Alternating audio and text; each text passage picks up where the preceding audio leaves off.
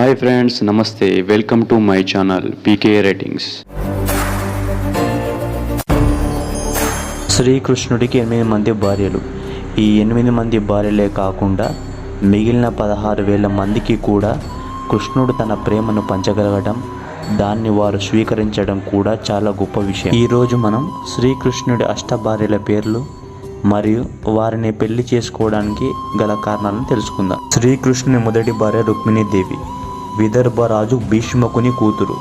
రుక్మిణీదేవి సందేశాన్ని అందుకుని శ్రీకృష్ణుడు స్వయంవర సమయంలో ఆమెను ఎత్తుకొచ్చి వివాహం చేసుకున్నాడు. అన్యాయంగా బలవంతంగా లాక్కొచ్చి పెళ్లి చేసుకున్నాడని శిశుపాలుడు ఆరోపించాడు. సత్యభామ శ్రీకృష్ణుని రెండవ భార్య. ఈమె సాత్రాజిత్తు కూతురు. కృష్ణుణ్ణి అపనిందలకి గురి చేసిన పాపానికి ప్రాయశ్చితంగా తన కూతుర్ని ఇచ్చి పెళ్లి చేస్తాడు. ఈమె భూదేవి అవతారం. గోదాదేవి సత్యభామ అవతారం అని కూడా అంటారు. జాంబవతి ఈమె శ్రీకృష్ణుని మూడవ భార్య. సాధారణంగా రుక్మిణి తర్వాత సత్యభామని గౌరవిస్తున్నాం. జాంబవంతుడికి అడవిలో ఒక పాప దొరికితే తెచ్చుకొని పెంచుకుంటాడు. ఆమె పేరు జాంబవతి. జాంబవంతుణ్ణి 28 రోజులు యుద్ధం చేసి ఓడించి జాంబవతిని చేపడతాడు శ్రీకృష్ణుడు. శ్రీకృష్ణుడికి 5 మేనత్తలు. వాళ్ళ పేరు కుంతీదేవి, శృతదేవ, శృతకీర్తి, శృతశ్రవ, రాజాదిదేవి. ఈ రాజాదిదేవి అవంతి దేశపు రాజు జయసేనుడి భార్య. ఈవిడ కొడుకులు విందానువిందులు, కూతురు మిత్రవింద. విందానువిందులు మహాభారత యుద్ధంలో కౌరవుల తరఫున పోరాడతారు.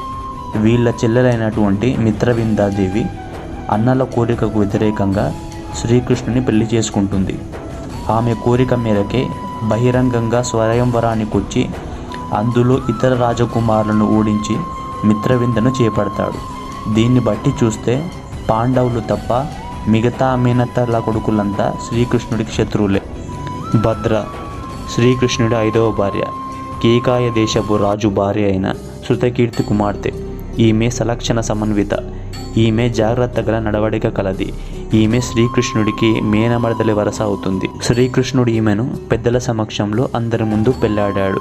నాగ్నజితి ఈమె శ్రీకృష్ణుని 6వ భార్య. ఈమె కోసల రాజు నాగ్నజిత్తు కుమార్తె. నాగ్నజిత్తు కృష్ణుడు 7 రూపాలను ధరించి 7 ఎద్దులను ఒక్కొక్క గుద్దుకు లొంగదీసుకొని వాటిని తాళ్లతో బంధించి పెళ్లి చేసుకున్నాడు. నాగ్నజితి కోసల దేశాధిపతి అయిన నాగ్నజిత్తు కుమార్తె. ఈ నగరంలో 7 వృషభములు ప్రజలకు అపాయం చేయుచున్నవి. ఈ రాజ్యంలో ఎవరు వీటిని పట్టలేకపోయారు. రాజు వీటిని పట్టగల వానికి తన కుమార్తెనిచ్చి వివాహం చేస్తానని ప్రకటిస్తాడు. శ్రీకృష్ణుడు ఈ ప్రకటన విని ఆ వృషభమును లొంగదీసుకొని నాగ్నజిత్తుని చేపడతాడు. కాళింది ఈమె శ్రీకృష్ణుడి 7వ భార్య. ఈమె సూర్యుని కుమార్తె. విష్ణుని భర్తగా కోరి తపస్సు చేస్తే ఈ అవతారంలో ఈమె కోరిక తీర్చాడు. కృష్ణార్జునులు యమునా నదిలో స్నానం చేయడానికి వెళితే ఆమె కామవాంఛతో కృష్ణుని చూచినప్పుడు అర్జునుడు ఆమె వివరాలు అడిగి తెలుసుకొని ఆమె మనోగతాభిప్రాయాన్ని శ్రీకృష్ణుడికి చెబుతాడు. ఈ విధంగా శ్రీకృష్ణుడు కాళింది భక్తికి మెచ్చి ఆమెను ద్వారకకు తీసుకుని వెళ్ళి పెద్దలందరి ముందు పెళ్లాడతాడు. ఈమె శ్రీకృష్ణుడి 8వ భార్య.